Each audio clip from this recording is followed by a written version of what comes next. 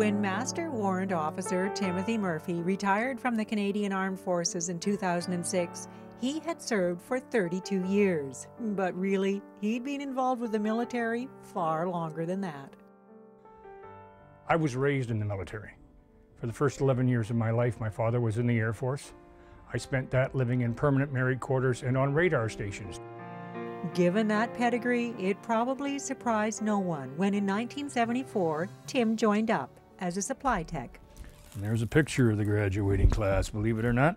Wow. You're the guy that looks after the warehouses, all the material. You can work in the LPO section, which is local purchase, shipping, receiving. Shipping, receiving, paperwork, but with his primary duty always foremost in mind. You are a soldier, sailor, and seaman practicing the trade of war. You have to be able to handle a weapon, dig trench, do everything else an infantryman would do, and still be able to practice your trade as a supply tech, a mechanic, pay writer, Adam clerk. Tim's career took him around the world, serving among other places in Egypt and the Golan Heights, Norway, Cyprus, always proud to represent Canada and Canadian values. You know what you signed up for. You know what you're training for. And everybody hopes you never have to use it. But when called upon, as our troops are now doing in Afghanistan and that, you do.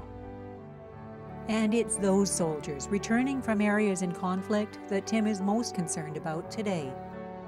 They're coming back with PTSD, physical, mental problems, because they're seeing the things that our forefathers saw in the war that our people are not used to. We're not ingrained to walk in and see some of the stuff our soldiers are seeing.